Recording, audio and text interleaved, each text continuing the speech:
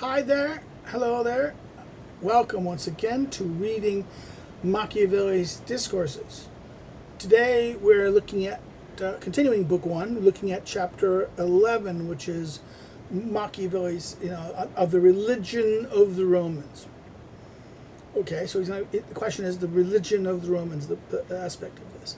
So, he talked about the things that you can get praised for, he talked about establishing regimes, but then he said that was higher than that is the question of religion. So the question of morals, the question of what is the religion of the Romans. And let's go look at the chapter here. This is what he goes here. Okay, ready? 1.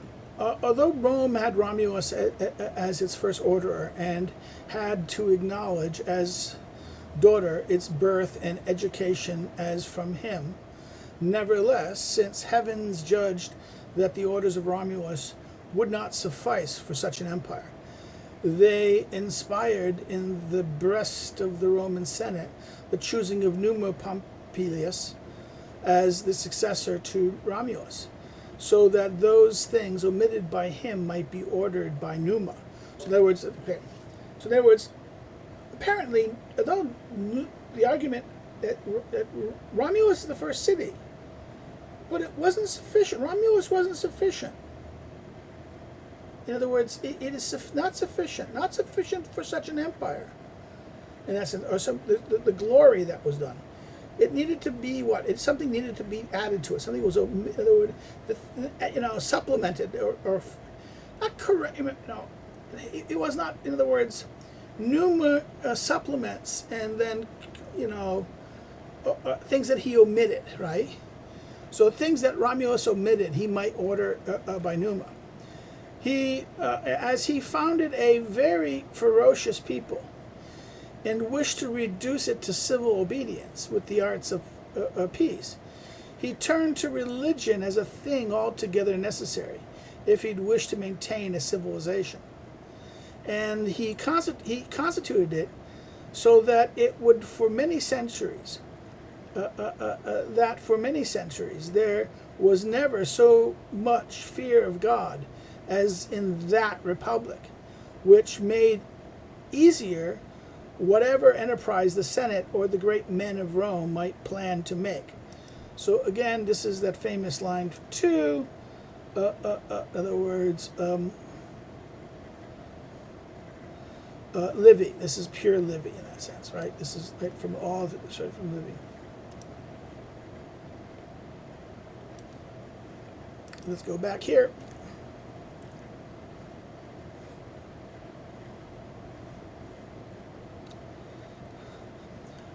Whoever reviews infinite actions, both of the people of Rome altogether, or of the many Romans by themselves, whoever reviews these things, these infinite actions of both the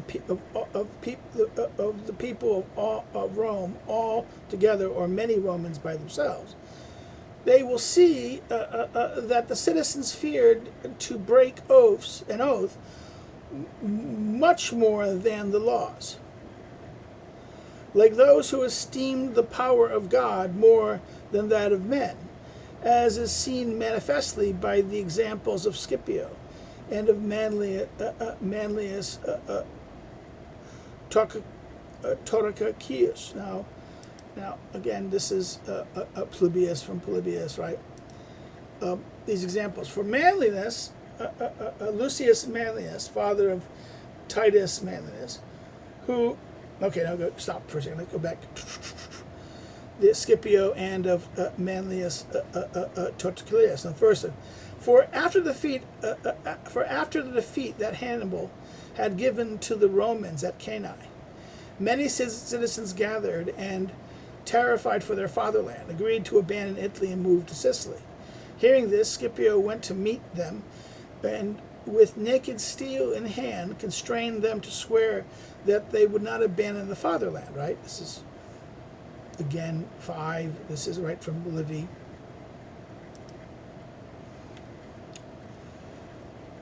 Lucius Manlius, father of Titus Manlius, who was later called Torquenticus, Torquenticus, had been accused by Marcus Pompeius, tribute of the plebs. Before the day of judgment came, Titius went to meet Marcus, and threatening to kill him if he did not swear to drop the accusation against his father, he constrained him to take an oath. Marcus, having sworn through fear, dropped the accusation. In other words, the idea is the oaths, they would easily more break the war. In other words, the Romans more an oath was you forced them to take an oath. They feared the penalty of the oath. That they would rather. In other words, here he says he constrained him to take an oath. Marcus, having sworn through fear, the oath of fear, they dropped the accusation. So those citizens whom loved the fatherland and its laws did not keep Italy, did not keep in Italy, were, the laws that did not keep in Italy were kept there by an oath that they were forced to take. And the tributes put aside the hatred he had for his father, the injury that the son had done him, and his own honor to obey the oath he had taken. Right. This arose from nothing other than the religion Numa had introduced to the city. In other words, the idea that oaths cannot be broken. Oaths were so sacrosanct that if you took an oath, you feared the wrath of the gods. The fear of the divine was, and that this was the idea that oaths were such that the consequence of oath, that was, laws were not as feared as oaths in that regard. Whomever considers well the Roman histories sees how much religion served to command armies, to animate the plebs, to keep men good, to bring shame to the wicked. In other words, it was religion. The Roman religion was the thing that basically, how religion served to command the armies, right? They animate the plebs, to keep men good, to shame the wicked. So if one had to dispute over which prince Rome was more obligated to, Romulus or Numa, I believe rather than Numa would obtain the first rank.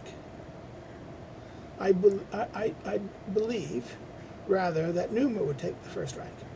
For where there is religion, arms can easily be introduced.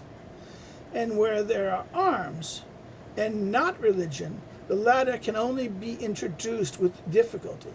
In other words, the arms, being the arms, in other words, if with religion, in other words, he says that where there is religion, a good order, the habits and things like this, that arms can be easily introduced. But when there's no religion, the arms can only be introduced with difficulty. One sees that for Romulus, in order to order the Senate and to make the other civil and military orders, the authority of God was not necessary, but it was quite necessary to Numa,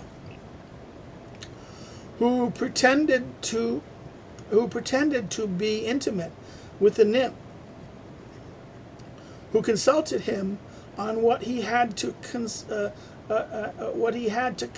the people. Right. So therefore, this is interesting. The nymph's name was Egeria. Right.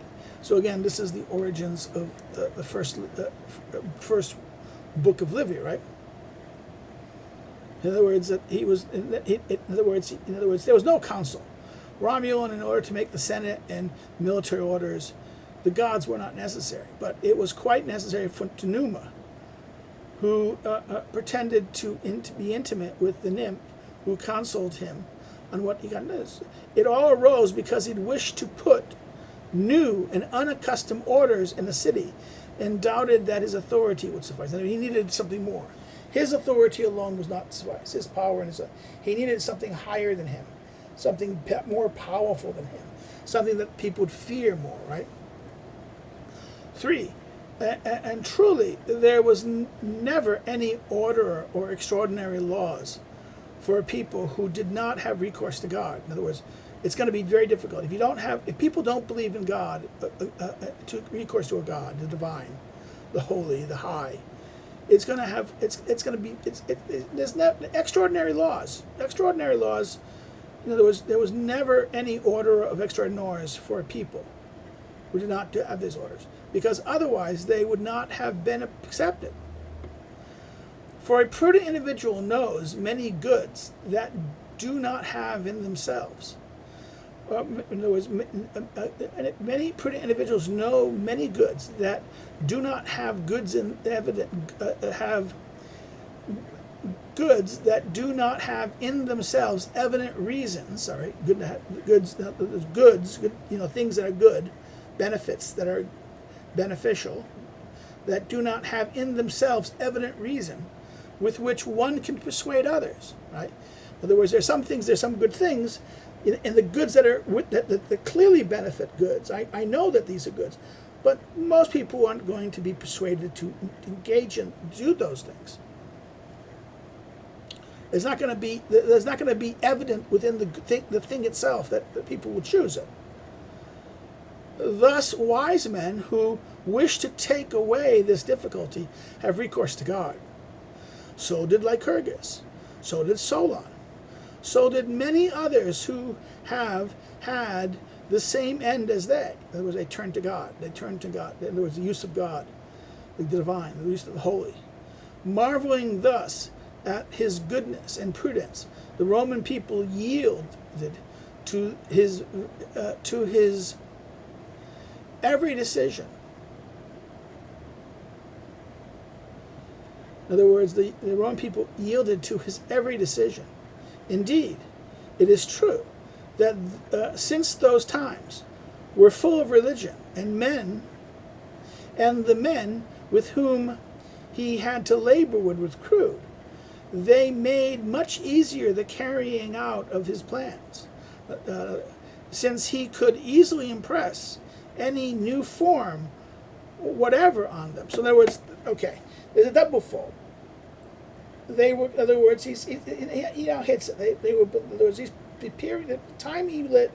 In other words, if you got to do this, it's easier to have it with imposing on people who have faith, with the times of religion.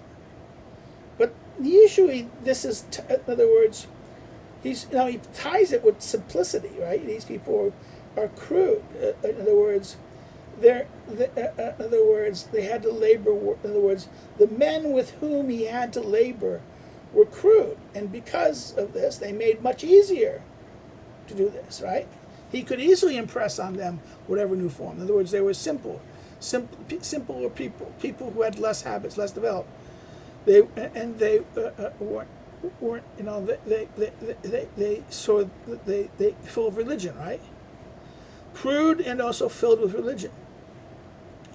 Without doubt, whoever wished to make a republic in the present time, without doubt, whomever wished to make a republic in the present times would find it easier among mountain men, where there's no civilization, than among those who are used to living in cities, where civilization is corrupt, and the squalor will get a beautiful statue more easily from coarse marble than from the badly blocked out, than from one badly blocked out by another. In other words, okay. Now he's speaking of his time in the modern world. It's going to be easier to go to. It's going to be easier to go to mountain men, people who lack. People are not going to be. Not going. Okay, this is even a more interesting argument. That if you're going to try to make a republic, you can't do so in urbanized, civilized. In other words, it's useless for Europe. It's dead. In other words, a corrupt people, an urban corrupt people, who are so sophisticated and so intellectual and so cynical, are not, they cannot, you cannot reform them. You cannot do it because in other words, it's going to be hard to make a statue more easily from coarse marble than from badly blocked out by another. Okay? In other words, one badly blocked out by another. Someone made something and then blocked it out. Okay, we were kind of slightly interrupted. It was an emergency interrupted, so I just took a break and now I'm back. We left off here that we ended on paragraph 3. Now we're going to start to paragraph 4 now. Everything considered, thus, I conclude that religion introduced by Numa was among the first causes of the happiness of that city, for it caused good orders. Good orders make good fortune, and from good fortune arises happy, successful enterprises. So let's do this, okay? Machiavelli makes a very important claim. He says that, listen, that it's not clear that the religion introduced by Numa was the real first cause of the happiness of the city. In other words, yes, Romulus gave good political orders, but the religion gave, in other words, it really caused the good orders. And good orders makes good fortune. Now this is a very interesting thing. That this is he even repeats. This is something that he kind of repeats in other words. Fortune. Now, this is the lottery problems. People who get lotteries are ruined. Why? Because they're not capable of knowing how to use the good fortune that they do, and they end up being destroyed by the lottery. Right. This is why if you don't have good habits, good orders, you can't take advantage of fortune. Okay, that's the whole point of the problem of fortune. So therefore, good orders make good fortune, and from good fortune arise happy successes of enterprises. As for the observance of the divine cult, is the cause of the greatness of republics. So disdain for it is the cause of their ruin. So once the people lose faith, in other words, the observance of the divine cult is why the republic is great. But once they have disdain for those observance of that, this is the cause of their ruin. So that, again, we can say, okay, the American case. The American case, the cult, the religion of the Americans was maybe say the civic belief. That maybe it's the implicit morality and religion of the American people, the Christianity and the belief, but also the civic religion. In other words, the civic religion of the civic cult depended as much because on the belief in the civic orders, the civic institutions, these things, relied on the openness towards morality and the character of the people. So therefore, even though if it's not explicitly a religious founding, we could argue, that nevertheless that the religious grounding of the ground that was before it, and the Puritans and the communities and the people, made the civic cult and the civic religion that was implicit in it the strength that it had. Right. This is how Machiavelli would read the early American founding in that sense.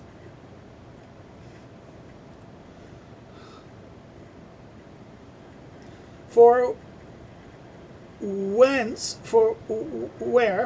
the fear of God fails, it must be either that the kingdom comes to ruin, or that it is sustained by the fear of a prince, which supplies the defects of religion. So, in other words, if the religion can't keep people in other words, the fear if religion can't keep people to obey the orders, then it has to be the fear of the prince who can make up for the defects of religion. Because princes are of short life, it must be that the kingdoms will soon fail soon, as his virtue fails. In other words, you can't. The problem is, the gods are eternal. The gods are things you can rely on. The gods they don't necessarily come. In other words, where the prince, well, wait a minute, he will either die. He will get old. His virtue will decline, and therefore his ability to do declines. So he will eventually, the kingdom will ruin in that sense. He will soon fail because his virtue fails. Hence, it arises that kingdoms that depend solely on the virtue of one man are hardly durable, because that virtue will fail with the life of that one. It rarely happens that it is restored by succession, as Dante prudently says. Rarely does human probity descend by branches.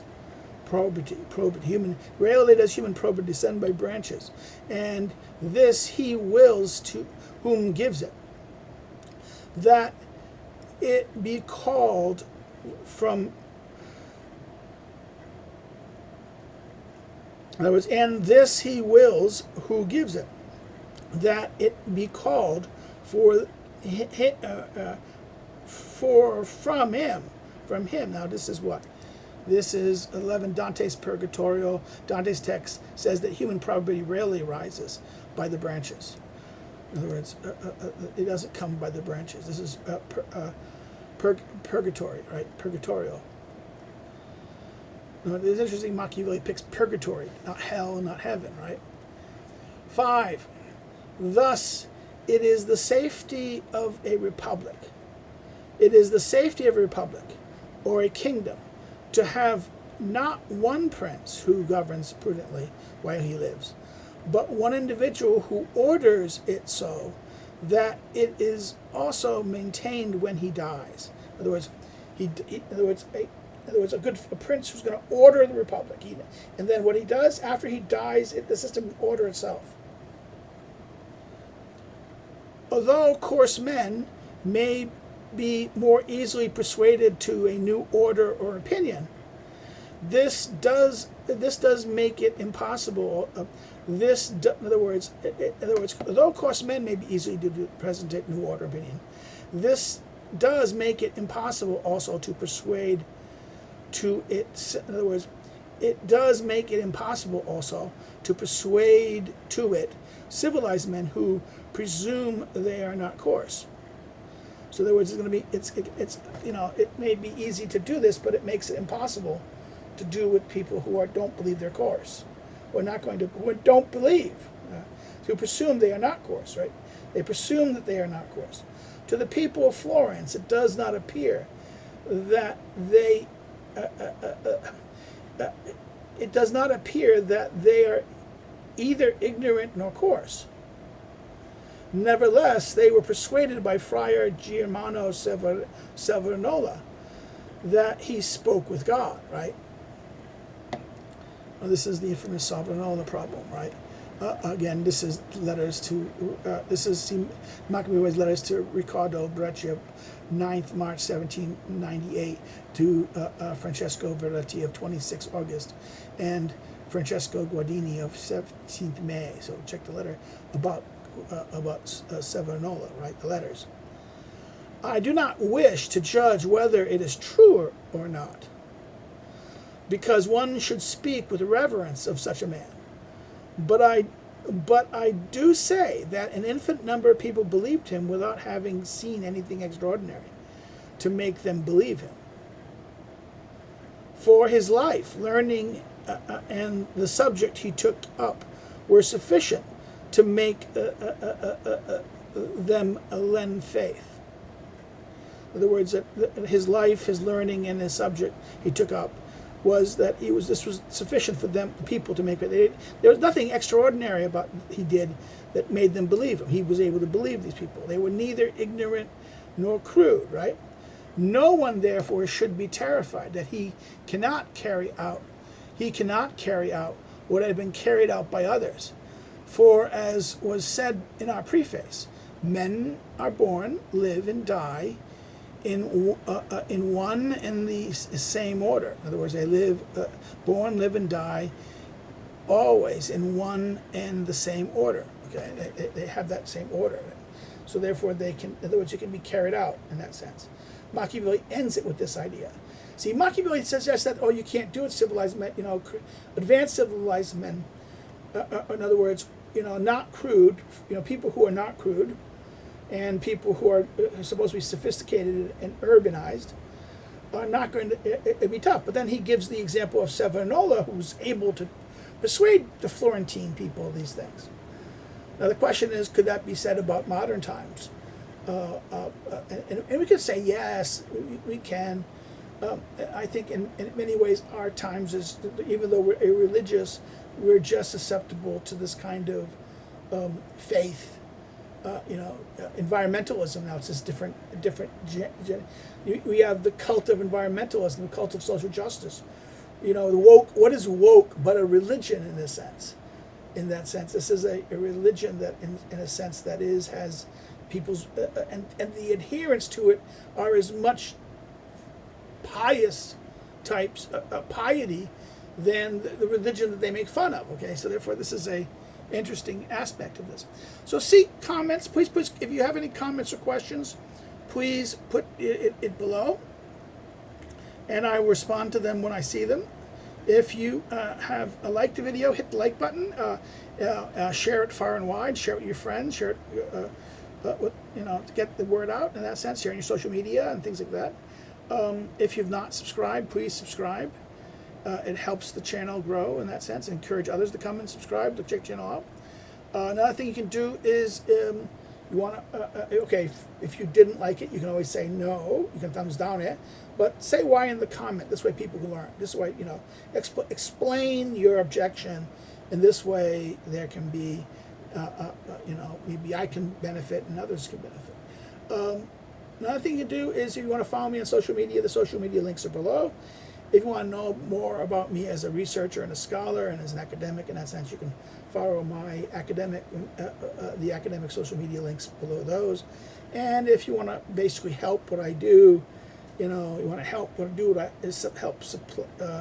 help me support me at this time, because very soon I'm going to have to buy I think I'm going to have to buy a new computer these days, a new main big frame things, because the computer's slowing down and doing uploads have been difficult. So, let's cross fingers, please, you can do so through Patreon or Subscribe Star as donations to that as a patron or a supporter, or you can do it through by buying one of my books. This is below the books, the current available books. You can buy them through either the publisher directly, buy it through your local bookstore, or order it through an online distributor like Amazon, Baton, or whatever, Libris. Okay, well that's it. I hope you all do it. We finished today. I think this is chapter 11. I think it is chapter 11. So we'll turn next to a next chapter, and we will see you again. Take care. Bye bye. Have a nice day.